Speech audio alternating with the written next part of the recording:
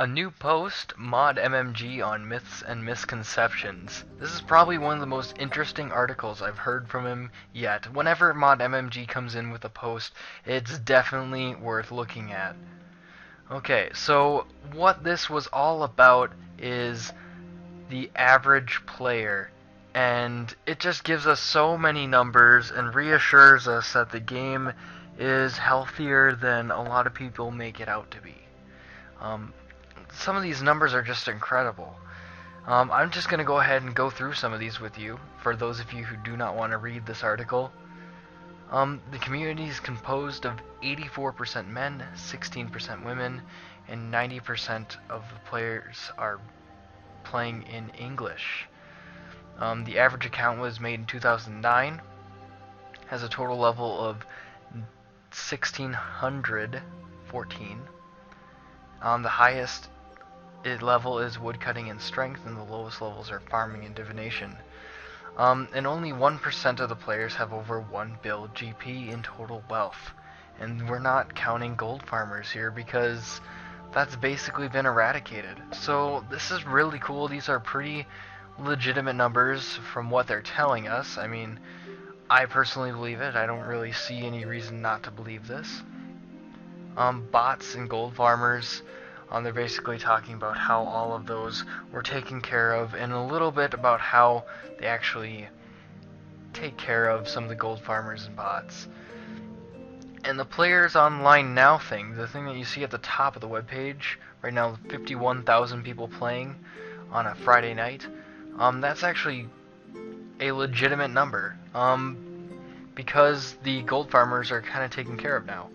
And they're bringing back Legacy Mode and Revolution with same or old-fashioned interfaces and gameplay to go along with the EOC version of RuneScape 3. And that's just fantastic. That just means that we can have a community that's all playing the same game and isn't disconnected. And I think that's one of the big flaws of old school RuneScape to RuneScape 3. So, here are the numbers, some graphs. Now, graphs can be pretty misleading here, but it's just so cool. Like, alright, I'm gonna blow up some of these pictures here. We're gonna start with the region breakdown. This one right here.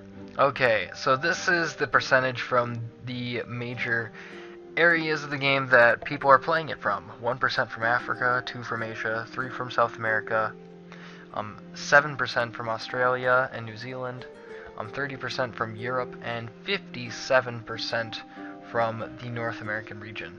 That is just really cool to see. Like, I wish we could see an ongoing count of these numbers, like anytime, not just when they post these videos, because this is just so interesting. It really means that the game is mostly popular in North America, making up over half of its player base, even though it is a European-based game and company.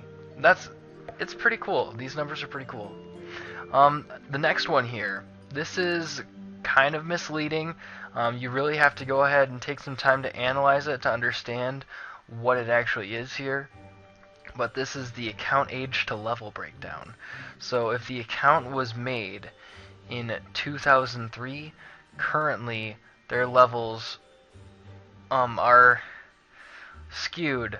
And as you can see, the farther along it goes, you see new players kind of averaging out.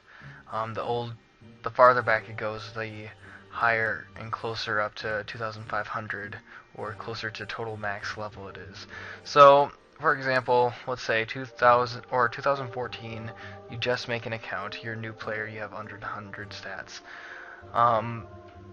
If you made your account in 2012 and didn't really play it that much, this would be you. But for the people that actually did play it a lot, it goes up in levels. So anyone that is at 2,500 from making their account before January is kind of insane. So I can't really see very many people actually hitting that spot of the graph there. This last one here, RuneScape player age breakdown. Now this may come as a shock to a lot of people, but to me, well, it actually did come as a shock to me. I thought that the 16 to 18 category would have been the highest, but we have the 19 to 25 range, which is 41% of the player base. Now, I do admit this graph can be a little misleading. I mean, this is a 2-year age gap, and this is a 6-year age gap. There's definitely a big difference there. But if you even bring in 26 and over into this, that makes up 64%, excuse me, of the entire graph. People from 19 on up. That's over half of the player base. That's really interesting.